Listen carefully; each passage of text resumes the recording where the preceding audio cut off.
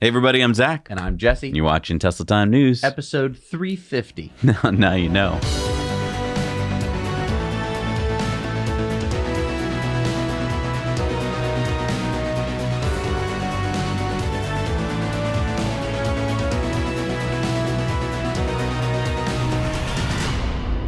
Thanks to Birch for sponsoring this episode. So Birch is offering 25% off now for a limited time during their Memorial Day sale.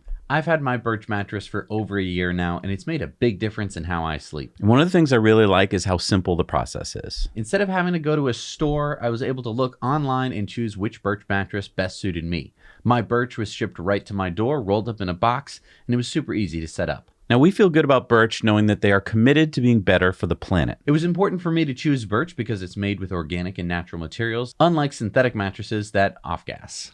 Birch has third-party certifications too, including the coveted Global Organic Textile Standard. Birch cares about your sleep. The Birch Luxe mattress is comprised of 8 different layers of organic cashmere, organic wool, organic cotton, and 100% natural latex. Yeah, and it features a quilted organic cotton pillow top that relieves pressure points. And the Luxe has over 1,000 individually wrapped steel coils for targeted lumbar support, which cradles your body and limits motion transfer. And what I love is that you can feel confident when you purchase a Birch mattress since you get a 100-night sleep trial along with a 25-year warranty. And if you order a Birch mattress today, Birch will throw in 2 of their EcoRest pillows made from recycled plastic bottles. I love my Birch mattress, and I think you will too. Their Memorial Day sale is running now, so click our link down below to get 25% off for a limited time. Don't wait. So we learned a whole bunch of stuff at Tesla's shareholder meeting last week, and we covered 5 big things on our in-depth, the 5 reasons why Tesla will take off last Friday, so go watch that video to learn more. I loved seeing JB Strobel coming back to Tesla, now as a board member. This means that I would like to officially announce our new addition to the Tesla board, JB Strobel.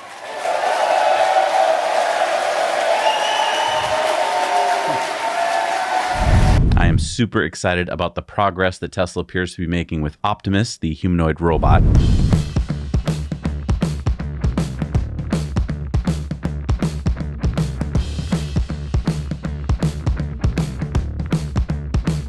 Yeah, as Elon said, Optimus stuff is extremely underrated because people can just not comprehend the consequences. And the demand for Tesla's autonomous humanoid robot could be 10 to 20 billion units, he said. Elon went on to say, "My prediction is that the majority of Tesla's long-term value will be Optimus." And hopefully soon, now that Elon has agreed to monitoring cobalt mines with webcams, we can put an end to this argument that Tesla has child and slave labor in their supply chain. And now that Elon has also agreed to try out some Tesla advertising, maybe we can get our Tesla ad aired. Okay. You wouldn't power the lights in your home with a gas engine. Why would you? You wouldn't power your electric guitar with a gas engine. Why would you? You wouldn't power your car with a gas engine. Why would you?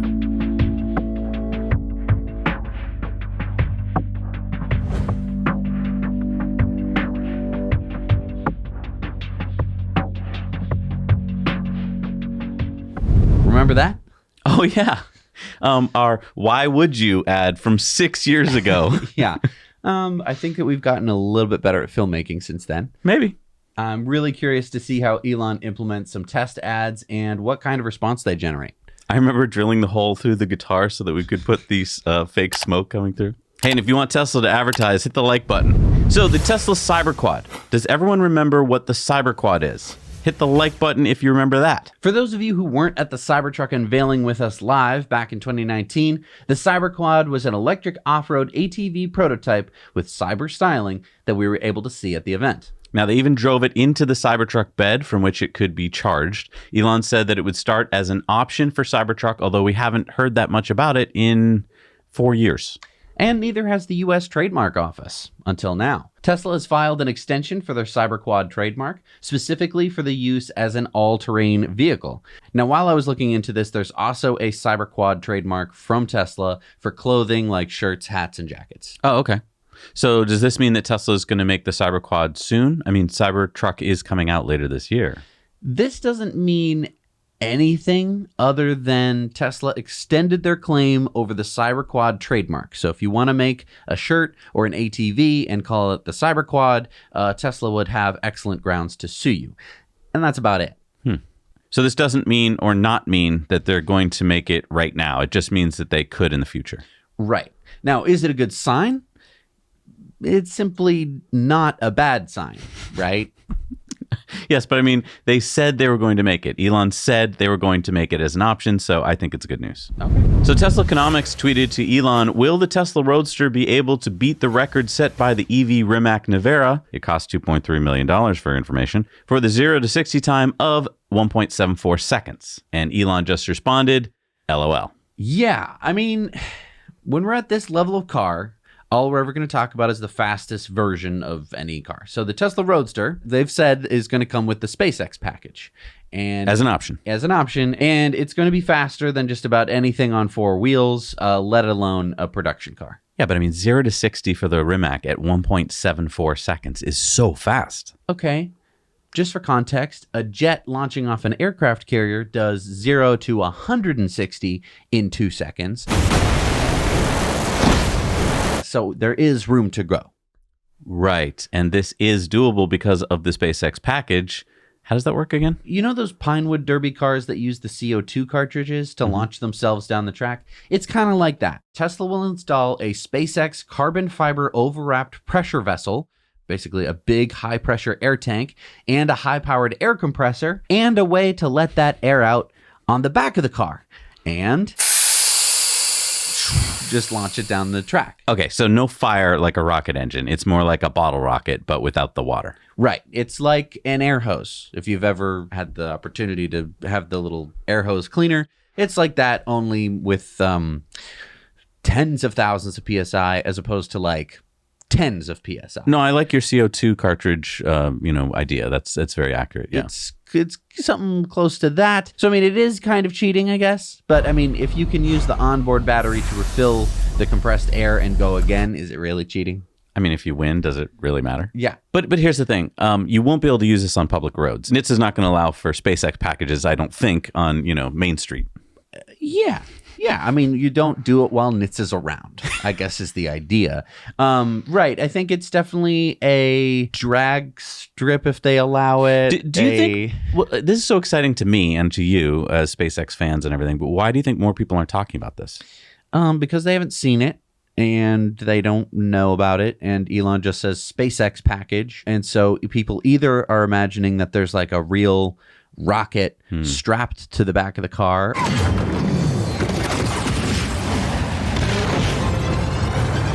or they don't understand what he's saying. News out of China, Tesla has applied for permits to expand Giga Shanghai.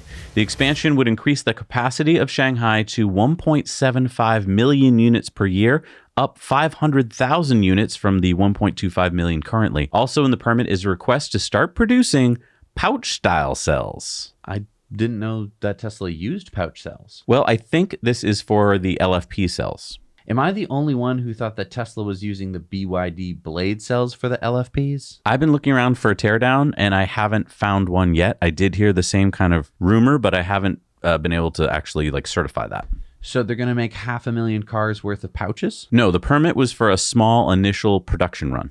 Okay, but then what about the 4680? I'm so confused. Tesla is also seeking to ramp up production of those as well. My guess here is that Tesla needs to just make batteries, and so they're going to try and make them themselves, and I think they're going to start a small line, see if it works, and if it works, they're going to just start doing it themselves. I mean, they've been pretty good at it in other places. And I mean, LFP, which is lithium iron phosphate, is just a completely different beast than a normal lithium ion battery. Yeah, it uses iron to replace the nickel and the manganese and so forth. So, I mean, having it be a pouch style cell for that chemistry doesn't really break Tesla's promise of having, amazing battery technology. It's like, if they can scale up any technology to make an efficient, affordable electric car, I think that that's what they're going to do. Yeah. Do you need some coffee? We're barely into the show. Oh, no, I'm not tired. I'm good. You seem tired. You were just nodding off there. No, I was just practicing. Practicing? Practicing what? Oh, you see, according to White Hat Hacker Green, the only Teslas are about to start using the driver-facing camera to count yawns. To count yawns? Yeah, like he said, looks like Tesla is planning a big boost to camera-based driver monitoring. They are now tracking additional things like how many yawns the driver had recently, how many blinks, and how long they were leaning. Because it looks like he's leaning. All this to calculate how drowsy the driver is. Okay, so Tesla's going to start counting yawns while we're in autopilot? Not just autopilot. He said, but it also looks like they're planning to apply this even when not on AP, which is a very right move. By seeing how well centered the driving is, how many lane keep assist warnings and corrections happened lately. He said that he doesn't see that the code is doing anything with the info yet as far as he can tell. So what do you think Tesla's going to do with this information about the driver? I'm assuming that they're going to start counting, say, your yawns and then correlate it to times when drivers actually fall asleep. I'm guessing at some point Tesla will start having the software try to get the driver's attention when they seem to be falling asleep, and this could save a lot of lives. I mean, it would be cool if the driver fell asleep and the car wasn't already in AP, if the car would go into AP to save the car from crashing and come to a safe stop, like that video we made. I'm in autopilot and I'm about to lose consciousness.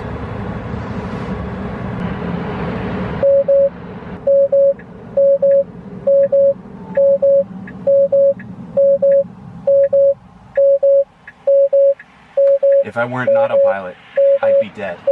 Remember that? Yeah. You had to fall asleep That was on the highway. Terrifying. And it worked. It did work. And of course, if it could have alerted the driver before they fell asleep, that could definitely save some lives. If it could be like, you seem like you're drowsy. The only problem is, like, I know that there's some people who just yawn a lot, even when they're like not particularly tired, and this could be very annoying for them. I'd rather have it be annoying than to crash. Unless you're the person that it's being annoying to. Agree to disagree on that one. So Ford has announced a big increase in price for their hands-free driver's assistance system called BlueCruise. Oh, hi. Come on in. Blue. Look who's here. I'm sorry. It's BlueCruise. Yeah, that's what I said, BlueCruise. Hello. Whatever. Please go on. So like I was saying, earlier this month, a Ford dealer bulletin let new Mach-E owners know that they will have the option to include BlueCruise at the time of purchase for $2,100 for a 3-year subscription. BlueCruise. Yeah, that's what it's called. What will existing customers have to pay? BlueCruise will cost $75 a month or $800 per year. It's BlueCruise. Isn't that a big increase from the $16 a month or $200 per year that owners were paying? Yes, and Ford owners are not happy. The forum exploded with like dozens of pages of statements like this one. Short of something that more closely approximates Tesla's full self-driving, I would not consider paying that price, not even close. That was a Ford Mach-E owner. Oh, but I mean, Consumer Reports ranked Ford's BlueCruise as the top-rated active driving assistance system. Yeah, and we've also reported on how the current CEO of Consumer Reports, Marta Talaria, joined in 2014 after working for the Ford Foundation. Oh, and yes, to your next question, the Ford Foundation does give Consumer Reports a lot of money. Millions of dollars, in fact. So big surprise, Ford's BlueCruise is number one. It's BlueCruise. That's what I said. But I mean, come on. Ford is going to have to lower the price if A, most of their customers are balking at the cost, and B, it really does kind of suck, and we've experienced this. Oh, it sucks, all right. I mean, it only works on very limited stretches of highways. Number two, we've demonstrated how dangerous it is because it doesn't audibly notify you when you're in or out. So you can inadvertently steer the car into a ditch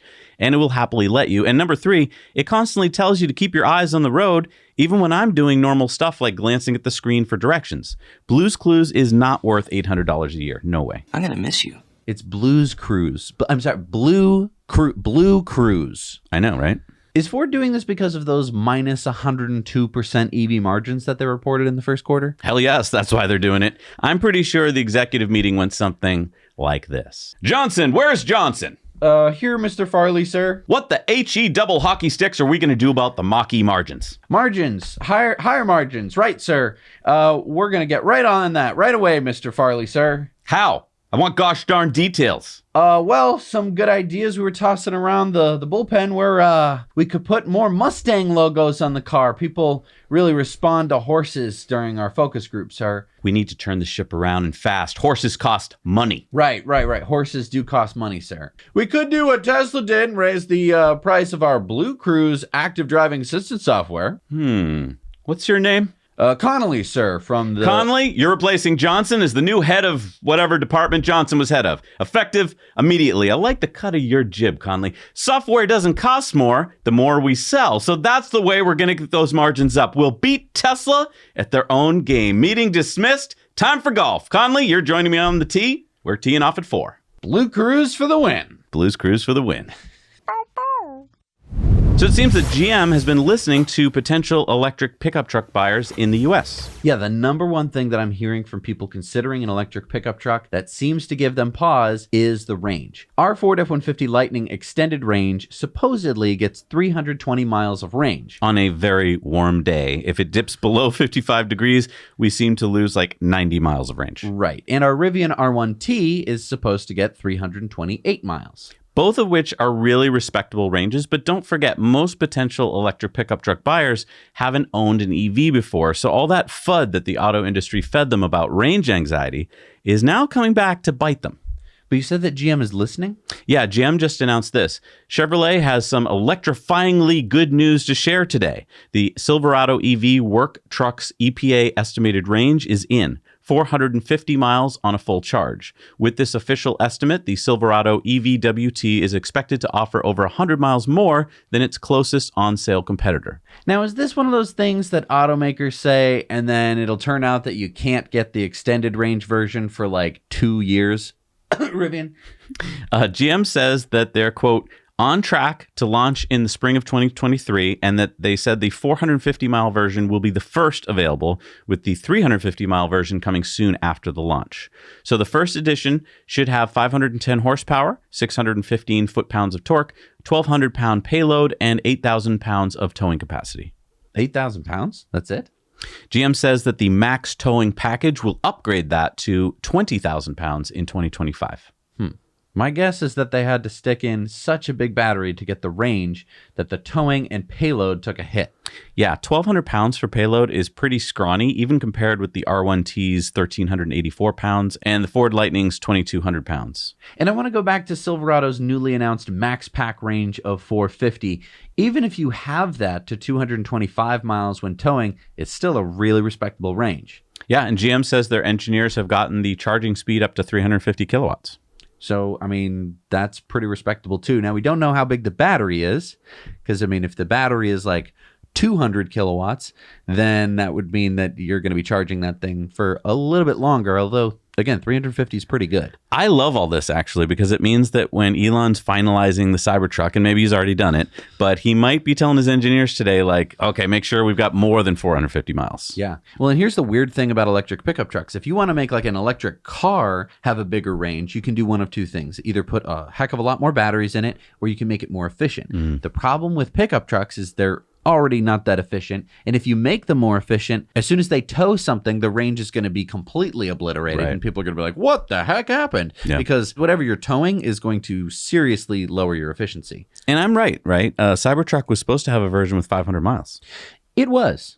So I don't know. During the annual shareholders meeting, Elon was asked about Cybertruck production, and Elon said there will be an S-curve of production, so it will be slow at first and then ramping up. I guess we will see what the demand is, but we are likely to make 250,000 a year. Maybe more, it depends on what the demand is like. And a lot of headlines popped up stating that they thought the number was low. Of course, he went on to say 250,000 a year is a reasonable guess. It might be 500,000, I don't know, but we'll make as many as people want and can afford. And I just think he's sandbagging here. And it's pretty safe for him to do that. I just think that the Cybertruck is going to change the truck market as we know it. Won't people want a rust-proof, bulletproof truck? I mean, we've been testing out the Ford Lightning and the Rivian R1T, and I've got to say, I like having a truck to do truck things with, but I really miss the Supercharger network when we're using these trucks. And I think that this may be the main reason that the Cybertruck can succeed. Again, though, we think there's well over 1 million reservations for the thing. 250,000 per year would put the wait at over 6 years. I mean, Tesla has a list, a number that they know of people who put down $100 on the truck. I've heard from some people who put down 2 orders. I know of some people who put down much more. And I think that could mean that their numbers are a little skewed. They might be worried that demand is softer than the 1.5 million reservations that we've estimated. Look, I still think this is going to be a super popular truck. I think that whenever you're selling anything, it comes down to marketing, unfortunately. But the Cybertruck will probably market itself. Yeah. I mean, just like every other Tesla they've made to date. But I do think that truck buyers are a little bit more loyal to their Chevys and Fords. I don't think they will once people start getting their trucks and doing cool stuff with it. I think, like you said, it's going to sell itself. Yeah, but sticking with this 250,000 per year is good sandbagging, like you say. Yeah, it makes you want to put your name on an order list, you know? And it also means that if demand is soft, no one's going like, see, they didn't hit their targets, which is all we care about. Demand is not going to be soft. I don't think it. So Joe Tegmeyer spotted something pretty interesting at Giga Texas the other day. What is that? A garage? Look closer. That's a Giga casting on a silver pallet. Weird. I mean, that's a big Giga casting. More of a cyber casting. Oh man, is that a Cybertruck Giga casting? It appears to be so. So, okay. Is that the front or the back Giga casting? I looked at it for a long time. I think it's the rear casting with those really tall wheel wells. I mean, I don't know. It looks more like a front to me. Wheel wells are so big and like deep. I think that it's to allow the wheels to turn left and right. But look at the one on the right that we can just barely see. That spot in the middle looks like where your butt is supposed to go if you're in the middle seat. I don't know. Tell us what you think in the comments below. I mean, there's a bunch of little things you can get for perspective there. There's a water bottle. There's that bollard. Like I tried to use those as like, you know, size things. Yeah. It's really hard. I don't know. I'd love to hear your thoughts. And of course, the place to talk about this is over at our friends Cybertruck Owners Club. They sponsor the show, and I really want to thank them for doing that. That's where you're going to get all this cool information, the latest pictures, the latest talk about what's going on with Cybertruck. As you may know by now, Zach and I will be attending Micromobility Europe 2023. That's just a couple weeks away, and I can't wait to check out all those small electric vehicles in person in Amsterdam on June 8th and 9th. So join us at Micromobility Europe if you're going to be in the area, and use our link below to get 20% off the ticket price. And like we mentioned before, while we're there, we're going to need your help that week to run the show. So mark it down on your calendars. Between June 6th and June 11th, record a news story that you think fits Tesla Time News. You can film yourself reading off the story like we are now, or you can go out and point the camera at whatever you find interesting. Then send your story to hello@nowyouknowchannel.com. Our amazing team of editors will take it from there. They'll add all the B-roll and the footage. They'll edit out things, so you don't have to worry about that. Just film yourself. And you will be helping to keep the show going for its 553rd week in a row. It's going to be super fun. We'll see you there. So we review all kinds of e-mobility products on our sister channel, Now Let's Review, not just e-bikes and scooters, but also electric motorcycles, mini Segways, and electric dirt bikes like this, the Talaria Sting. If you're into dirt bikes, then you need to check this out. Ethan put it through its paces in terms of power, runtime, price, performance, handling, and charging. So if this looks fun to you, ripping along off-road over bumps and getting dirty, then head on over to Now Let's Review and subscribe. And you know, the whole reason we bring this content to you on a different channel is because of the way that YouTube works. We kind of had to. Yeah, YouTube shows you videos on your feed according to an algorithm, and I've talked about this before. I used to think, oh, we'll be like any network, and we'll just put all kinds of different content on our network, all in one place for people to watch. But no. The YouTube algorithm does not like that. If most of you are watching Now You Know for Tesla Time News, then the YouTube algorithm actually punishes us if we put out a video with an e-bike review video that less people watch. YouTube will then share our next Tesla Time News with less people. So we had to create a new channel for our different kinds of content. So please check out our Now Let's Review channel. And remember, if you're into EVs and you're like, well, why would I subscribe to Now Let's Review? Remember, we do give away a lot of EV chargers that we review on Now Let's Review. So when it comes to Tesla coming to India, this is something we've been hearing about for years. Yeah, some people thought that Tesla was going to open a factory in India before they made Giga Shanghai. The problem has always been that Tesla wants India to lower India's 100% import tariffs so that Tesla can begin by importing cars to India before considering opening a factory. And the Indian government didn't want to do that. Well, there have been some local sources that are claiming that Tesla wants to set up a factory, but now finally Reuters has picked up the story and they've gotten an Indian official on the record. Indian Deputy Minister for Information Technology, Rajiv Chandrasekhar, says they are very seriously looking at India as a production and innovation base. We have signaled to them that the government of India is working together and will certainly make whatever ambitions they have or investment objective they have in India a success. So, Tesla India. Look, they might say that they're serious, but that doesn't mean that it's going to happen right now. I mean, I guess it would be weird if they weren't serious. Like, we were thinking of building a factory. Psych! Just kidding. Oh my God, you really thought we were going to build a factory here? How embarrassing. That's not really how business works. You don't just like, oh, dude, I just totally pranked the Minister of India. It was hilarious, dude. And when Tesla wants to build a factory, though, they almost never look in just one place. Oh, yeah? Like where? Like France. Elon just met with French President Emmanuel Macron. See, there he is in the Elysee Palace. Wow, and Macron just tweeted at Elon. So does this mean Giga India and Giga France? No. Okay, Tesla's shopping around. And when you have what everyone is looking for, which in this case is jobs and massive investment, you better make sure you have a bunch of buyers who are willing to try to outbid each other. I see. And I mean, we've heard this before, where Tesla tries to see who will give the best tax incentives. I mean, remember Tulsa, Oklahoma? They built a whole statue to get them interested. Well, I mean, that statue already existed, but if only they had gotten the face right. We could be talking about Tesla Tulsa, but sorry. Yeah, and it's not to say that they won't ever build a gigafactory in France or India. I think those are very likely choices. Although, I don't know. I still have trouble picturing Tesla in France. Like, why?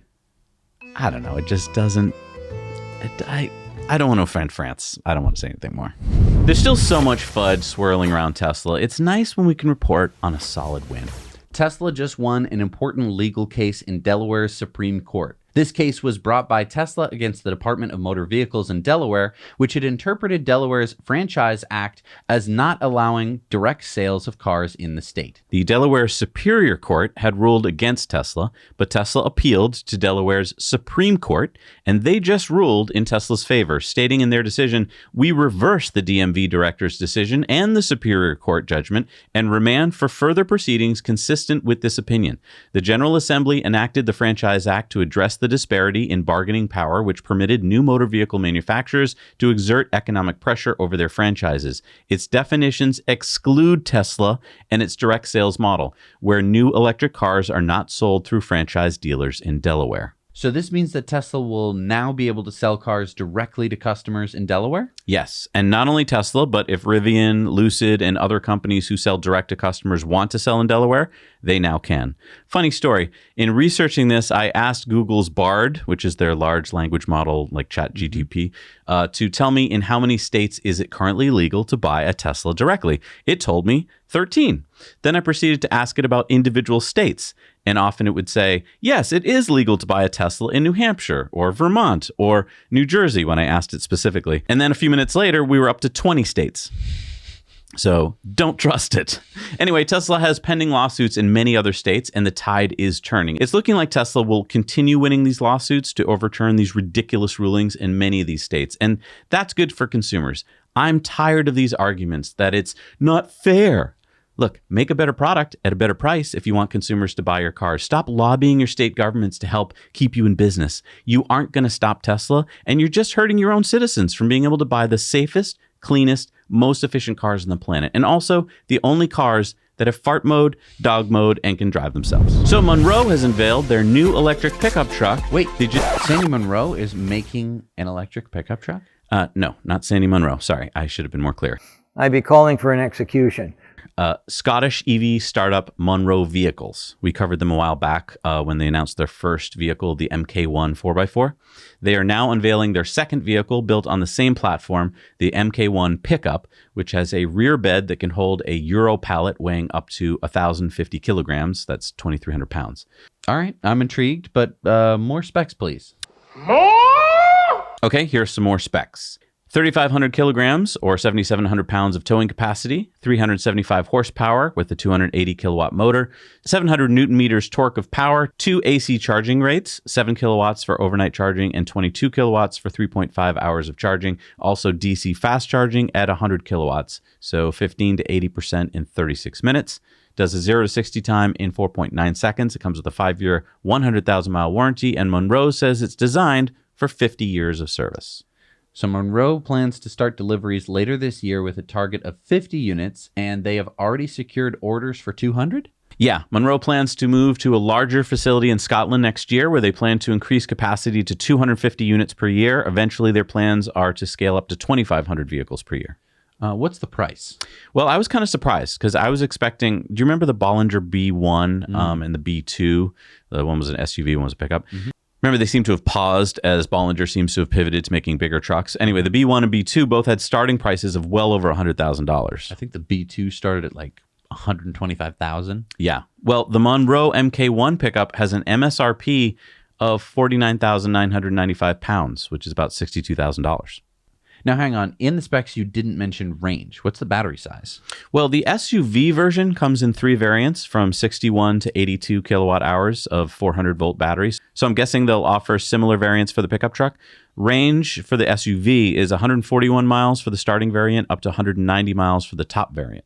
And I mean, the reason for the lower range is because this is supposed to be like a work vehicle. Yeah, right? I think this is meant for being on the farm. And in the beginning, I kind of thought, well, why not just buy a Rivian since it looks like you can do the same stuff. But the fact that it is cheaper, I mean, maybe this will appeal to Scottish farmers. I don't know. And mining and all sorts of different heavy industry stuff, I think was the idea. Yeah, I just don't know if they're going to be able to make this with a profitable margin. I mean, it is tough to make these, and that's a really low price. So I don't know. Your thoughts below. Let us know if you'd want to drive a Munro pickup truck. All right, it's time for the lightning round. Man, Georgia is really becoming an EV hotspot. Yeah. Anovian Technologies is a Chicago-based company which is opening a 1.5 million square foot factory, the largest graphite production facility in North America, which they'll open in Bainbridge, Georgia. The $800 million facility will create 400 jobs and produce 40,000 metric tons per year of synthetic graphite anode material for lithium-ion batteries. That's enough graphite for about 500,000 EVs. So how will Anovian make synthetic graphite? They will use the CVD or chemical vapor deposition method. You take a substrate such as copper or silicon, it's placed in a vacuum chamber, and then a carbon-containing gas such as methane or acetylene is introduced to the chamber. The chamber is heated to a high temperature, typically between 800 and 1200 degrees Celsius. The carbon atoms from the gas are deposited onto the substrate surface, forming a thin layer of graphite. And then the chamber is cooled and the graphite film is removed from the substrate. So you need a lot of energy. Yes. Ford has recently unveiled the eTernio Courier for the European market, calling it a MPV or multi-purpose vehicle, which should start deliveries in late 2024. No mention of range, but we learned that it will be powered by a 100 kilowatt electric motor and be able to charge 10 to 80% in 35 minutes. Guess what you can now buy at Best Buy? Well, I saw they sell e-bikes now. That's true, but you can also buy Starlink. The Nintendo Switch game, Starlink, Battle for Atlas? Well, yes, I guess you could buy that there too, but no, I'm talking about SpaceX's Starlink satellite terminals. Both the standard kit for $599 and the high performance kit for $2,500. And also, didn't I see that Starlink is now available at Home Depot? Yes. Now, it appears to be only in states where Starlink is already available. But now you get to go buy it from a big box store. I don't know. When do we get the special one for Costco that's like 25% cheaper? The Kirkland brand? Yeah, it's Kirkland. All right, it's time for Into the Future, sponsored by our friends at Henson Shaving. Shaved this morning with my Henson razor. I really, really like it. It feels fancy because it's made out of just all metal. There's no plastic. There's no anything else. It's just metal and you're shaving your face with it and it feels really It's like nice. going back in time when they used to really care about when they made things, you know? Yeah, or when they could only make things out of cool materials. Yeah. So go to hensonshaving.com, use our code now, you know, when you check out, and you'll get 100 free blades. I'm still using my 100 free blades, and Nice. it's been like 2 years. Sustainable. Escape into the future. So you know what I've learned over the years, the decades, when I talk about renewable energy? There are always these really dumb arguments that have been fed to people. They don't even know where they got them. They're just in their noggins, like this one. solar panels are bad because they're full of toxic chemicals and you can't recycle them. And they just end up in landfills and they leach all these dangerous chemicals into the groundwater. Never mind that we humans create all kinds of toxic waste. Heck, the phones in our pockets are full of toxic chemicals. But what about solar panel recycling? Are they just destined to be thrown into a landfill? Funny you should ask. We Recycle Solar was founded in 2019 to do just what it says, recycle solar panels. So far, they have recycled or remarketed over 500,000 solar panels at their Yuma, Arizona factory, diverting 23 million pounds of what could be potentially hazardous solar panel waste from landfills. That's great. CEO Adam Sagi talks about how We Recycle Solar has enough capacity now to handle about 25% of solar panels nationally. Yeah, Sagi says, we've not only increased processing speed and volume capacity enough to tackle roughly 25% of the current national need for recycling, we've also expanded our specialized solar handling teams, resulting in a breakage reduction of up to 30% at the time of decommissioning, which significantly increases the amount of PV panels we're able to repurpose for the resale market. And I want to talk about a piece of this that you may have missed. It's great that they can recycle the panels, but did you hear that little word in there? Repurpose. That means you take a solar panel off a roof or out of a solar farm and you resell it so it can be reused. And we've proven that works because we just bought 25 used solar panels for a fraction of what similar panels would cost. And we're going to be using them to build all kinds of stuff. The EPA reports that by 2030, the United States is expected to have as much as 1 million total tons of solar panel waste. For comparison, the total generation of U.S. municipal solid waste in 2018 was 292 million tons. Now, keep in mind that most of what a solar panel is an aluminum frame. Which is valuable, by the way. And glass. Right. So we're looking to interview We Recycle Solar, and it's thanks to you watching, hitting the like button, and subscribing that helps us to do just that. All right, it's time for Going Green. Bridgestone has launched its first EV-specific tire, the Turanza EV. The Turanza EV is designed to handle the heavier torque of electric vehicles and provide all-season performance. It's made with 50% renewable and recycled materials, including 18% recycled synthetic rubber, carbon black from old tires, synthetic rubber from plastic bags and bottles, renewable soybean oil, and rice husk silica. The Turanza EV also features Bridgestone's Peak Life technology, which enhances treadwear resistance. The Turanza EV is available in 5 sizes that fit the Tesla Model 3, S, X, and Y, and Ford Mustang's Mach-E. Bridgestone plans to release 13 additional sizes of the Turanza EV in early 2024. The Turanza EV has a 50,000-mile limited warranty and is, quote, wet road ready.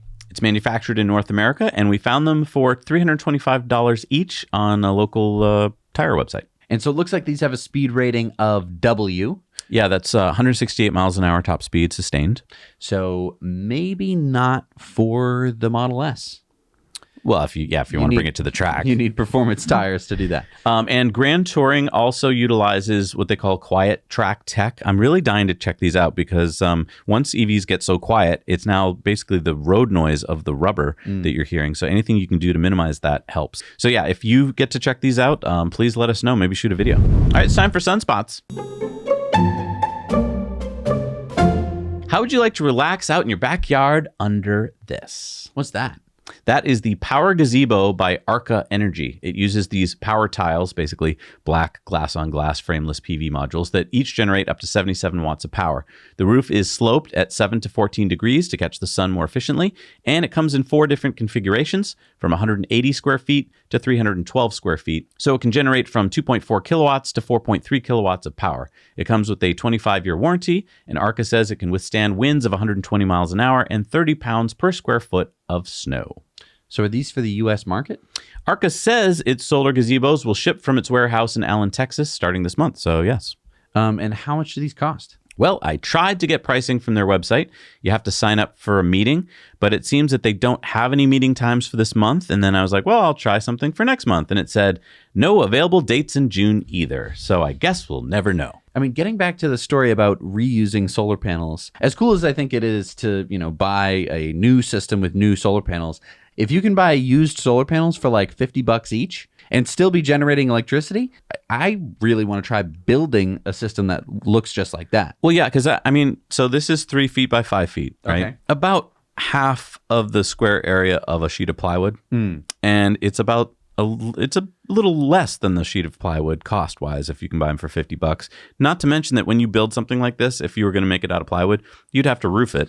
Right. So there's labor and other materials. So I'm thinking you can probably actually make this cheaper than just plywood and actually be getting power from the sun. So I'm super excited to build that with you. So if you haven't subscribed to our channel already, please consider doing that. And if you want to do solar, but you don't want to do all that kind of work, you can talk to our friends at Energy Pal. They talk to lots of different solar installers, and they know all of them. They know all the pricing structures. They know the incentives in your area, and they will help you go solar for pretty much the best price or whatever you're looking for, and they'll do it all for free. So click the link down below. Let them know that Zach and Jesse sent you. They're a great company, and they do great work. All right, it's time for our video contributor stories. And we want your stories. Send them into hello@nowyouknowchannel.com. Make them 2 minutes or less. Shoot them in landscape with good audio and no music. So what do we got this week? Somi sent us this video contributor story of how Tesla's autopilot prevented her from getting into an accident, and also why she thinks autonomous driving will be important. So I'm driving here on the highway. Autopilot's on. I'm going to lane change. My signals are on.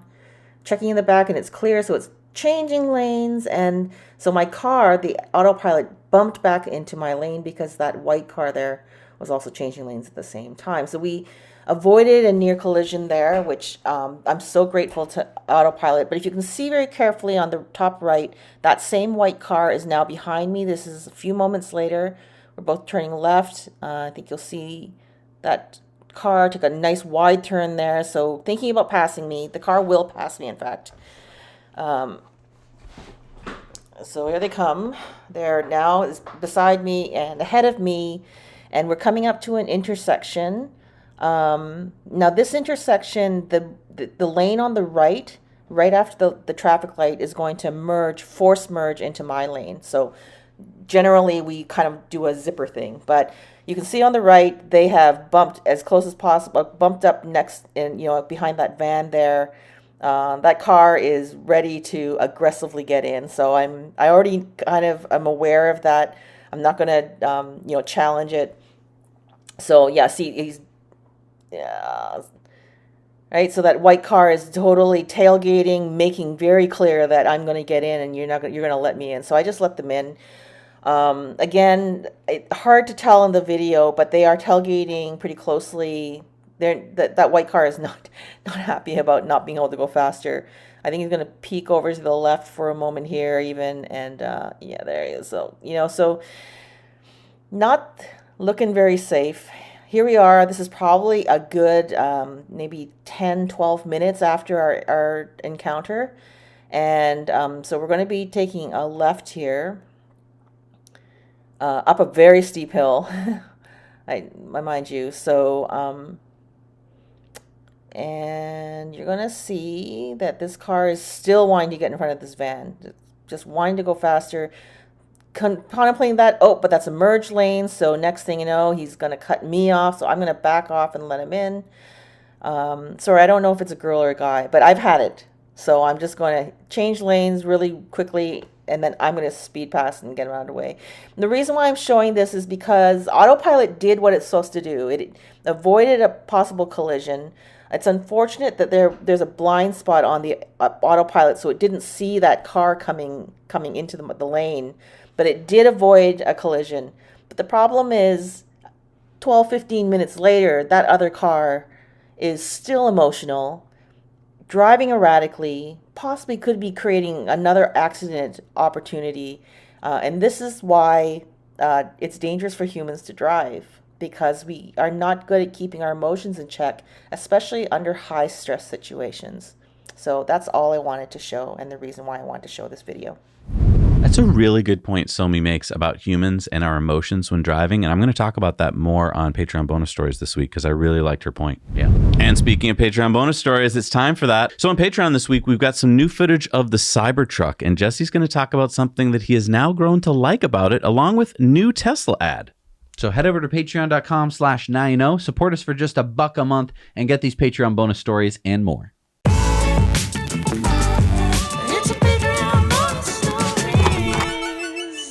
All right, we're back from our Patreon bonus stories. It's time for the shout outs. These are people that really make a difference. They go on the end plate of our show with their names scrolling by in the end titles there. So who do we got this week? We've got Joseph.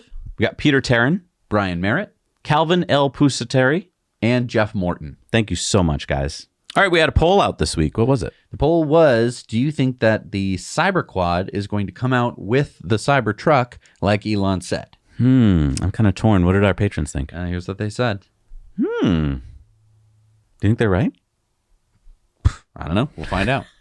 All right, it's time for Elon's tweets of the week. And as you mentioned, Emmanuel Macron, the president of France, says, with Elon, we talked about the attractiveness of France and the significant progress in the electric vehicle and energy sectors. We also talked about our digital regulation. We have so much to do together. See you this afternoon at the Choose France Summit. And Elon said it was an honor to meet. What an office, huh? Yeah. Tesla Economics says this is actually a shocker that Elon Musk is willing to do an interview with CNBC, a media outlet that bashed him since the early days and never gave him and Tesla the light of day. An announcement may be coming that needs explanation? Elon says, I'm not doing an interview with CNBC, the organization. I'm doing an interview with David Faber at Ari Emanuel's recommendation. If David was at another news organization, I would still do it. It's a really good interview. You guys should check it out. It's also on Twitter. Jason Calacanis says, oh, snap. Twitter now has playback speed, catching up to modern podcast players' YouTube quickly. Please add automatic transcripts and downloads to the roadmap. Elon said coming soon. Yeah, so you can now watch my favorite podcast, the All In Podcast, on Twitter. So Twitter's becoming a video platform? Oh, yes, it is. Do we have to, do we got to move? Oh, we're going to be on there. Okay. Catherine Brodsky says, if we're living in a simulation, why couldn't we be living in a better one? Elon says, it's pretty good, to be honest. Unusual Whales says, just in, U.S. Virgin Islands issued subpoena to Elon Musk in Jeffrey Epstein case per CNBC. Elon tweeted back, he said, this is idiotic on so many levels. Number one, that cretin never advised me on anything whatsoever. Number two, the notion that I would need or listen to financial advice from a dumb crook is absurd. And number three, JPM let Tesla down 10 years ago, despite having Tesla's global commercial banking business, which we then withdrew. I have never forgiven them. Wow. Brian Krasenstein says, fun fact, Magneto's experiences during the Holocaust as a survivor shaped his perspective as well as his depth and empathy. Sorrow, also a Holocaust survivor, gets attacked nonstop for his good intentions, which some Americans think are bad merely because they disagree with his political affiliations. Magneto, like the fictional comic book character? Yeah. Okay. Elon says, you assume they are good intentions. They are not. He wants to erode the very fabric of civilization. Soros hates humanity. Soros reminds me of Magneto. I'd like to apologize for this post. It was really unfair to Magneto. Oof. So. Ian Miles Chong says, Dave Chappelle skewers San Francisco's downfall, blames woke leadership. What the F happened to this place? Elon says, rightly so, the disaster that is downtown San Francisco, once beautiful and thriving, now a derelict zombie apocalypse is due to woke mind virus. Alex says, OpenAI CEO Sam Altman on AI. If this technology goes wrong, it can go quite wrong. Elon says, accurate. Starlink tweeted out, with Starlink, users can engage in online gaming, which historically wasn't possible with satellite internet. And Elon says, as more satellites and ground stations are added, latency and jitter will improve. Goal is less than 20 milliseconds latency, which is really good. Jeff Lutt says, maybe Elon can ask David Faber why CNBC doesn't recognize Tesla as an AI company, LOL, when they're shipping the closest functioning real-world AI to date. Elon says, even the AI community doesn't understand. The Rabbit Hole tweeted out, the U.S. birth rate has fallen by 20% since 2007. This decline cannot be explained by demographic, economic, or policy changes. And Elon responded with this and said, it's a major problem. Yeah, basically, that's exactly when the iPhone came out. Elon tweeted this out, maybe I'll get some food at that campfire. What's the worst thing that could happen? 10,000 years later. Genevieve says, staggering fact, U.S. now spends more on debt servicing than national defense. The fiscal battlefield has shifted. It's not just about raising the ceiling, but curbing the rising tide of interest rates. Wow. Elon's worried. Andrea Stropa says, real friends are the ones that stand by your side when times are dark and you're in the middle of a storm. Elon said, absolutely. Declaration of Memes tweeted out what car companies think people want and what people actually want. It's funny because a lot of car companies actually made those. Elon said, Cybertruck option packages and third-party add-ons will be fire. Starlink tweeted out that Starlink is now going to be in the Amazon, and Elon said, love to see Starlink providing great connectivity to those who had little or nothing before. As soon as you can access the internet, you can learn almost anything, so it's absolutely essential for education. Khan Academy being a great example. Tesla Economics says the market supports Elon's decision to try advertising for Tesla for the first time. Tesla is up 2.5% for an advertising budget that will be in the millions, so there's a notion that new customers will come and advertising will have a positive impact. Elon says, we'll give it a shot. Dima says, Elon is so sincere. Despite a huge amount of work, Elon is still positive and optimistic. Elon says, frankly, I'm pathologically optimistic. It's a mental condition. Kind of have to be to try to do all these crazy things. And I always bite off more than I can chew, sigh. And then I sit there with puffed out cheeks like a squirrel that ate too much. Starship Gazer said, Starship 25 at Massey's rocket test site earlier today on SPMTs ready to roll out tonight. And Elon retweeted SpaceX's tweet that Ship 25 moved to a suborbital pad at Starbase for an upcoming static fire of its 6 Raptor engines.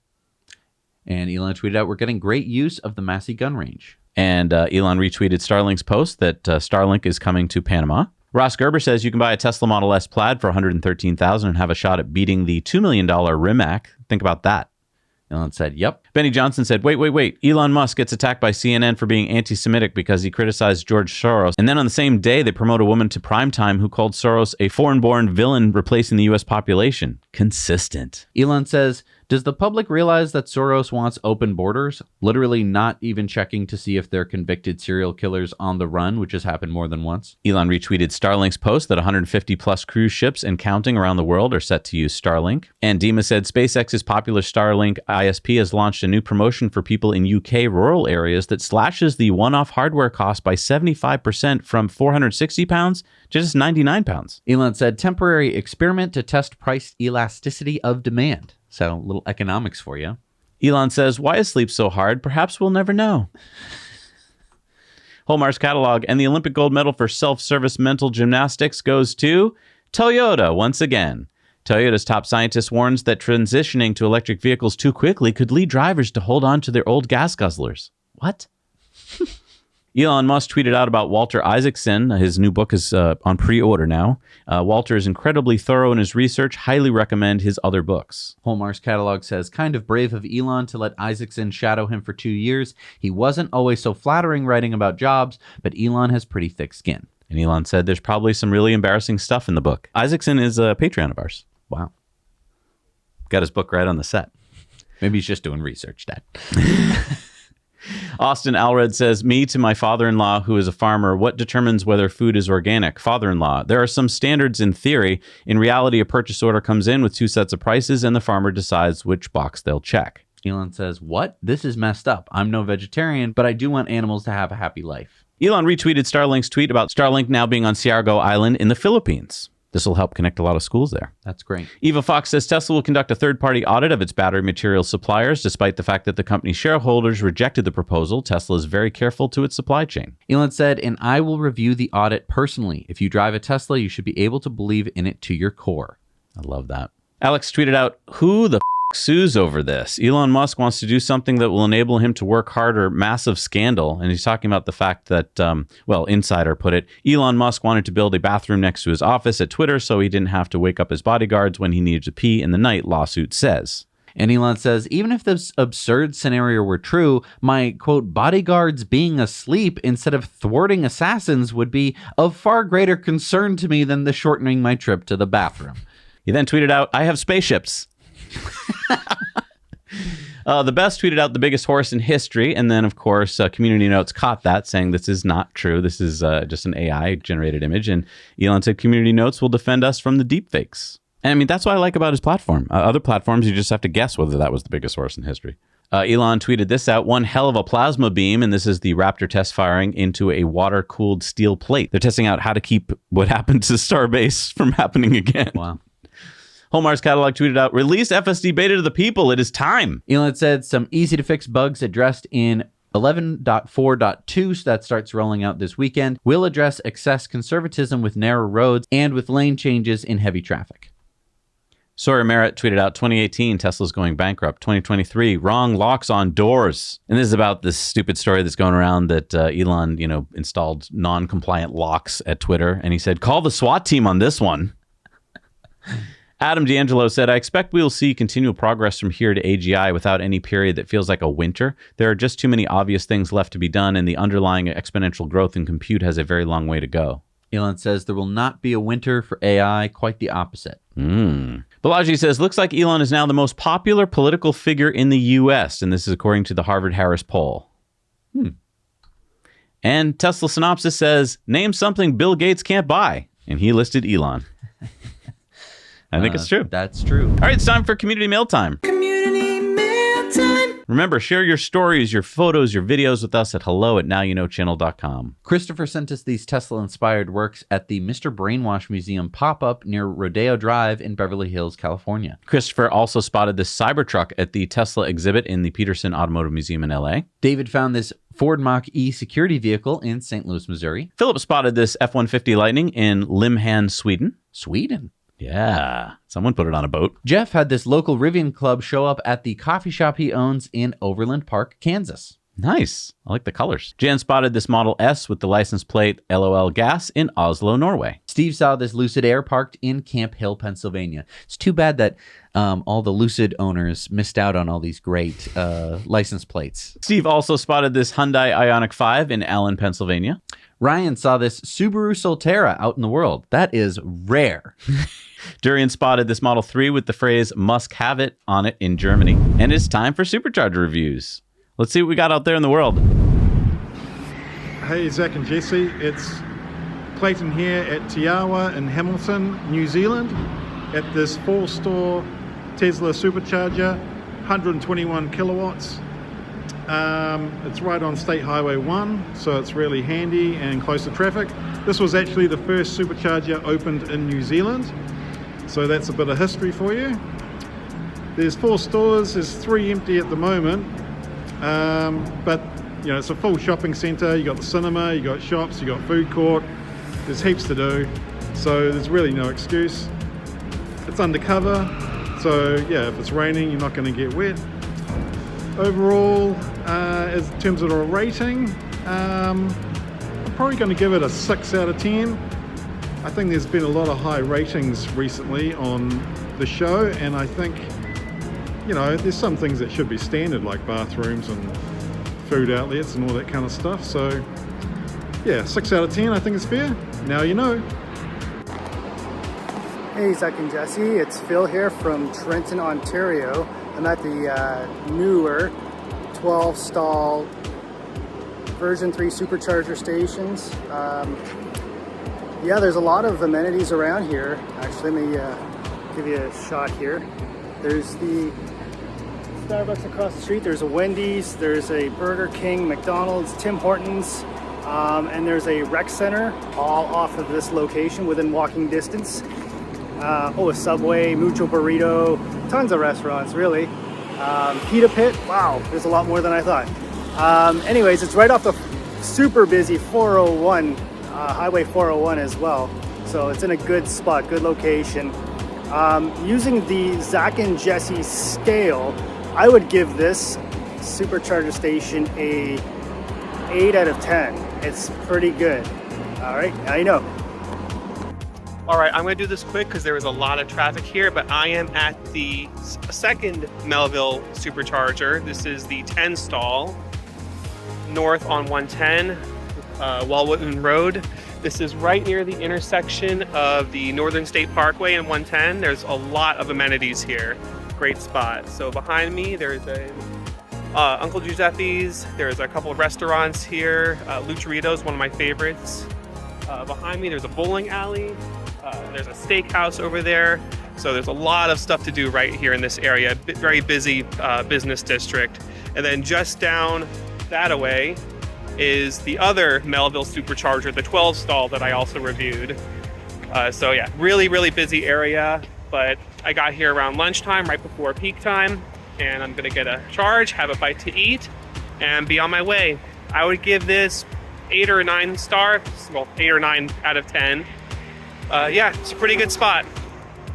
The more you know. Hey, Zach and Jesse, this is an 8 stall in Girard, Ohio, right off of 80. I don't remember the mile marker, but I think it's a supercharger. There's one car charging right now. Right next door is a Burger King. Let me show you that. It's right there, the sign. It's right off the highway. You can hear the trucks going by. There's a Jib Jab hot dog. The gas station that this is a part of is actually pretty good because it has a lot of convenient stuff inside, food and drinks. And it's pretty nice here when it's nice outside here in Ohio, Northeast Ohio. So there you go. Now you know. Bye-bye. thank you so much for doing Supercharger reviews.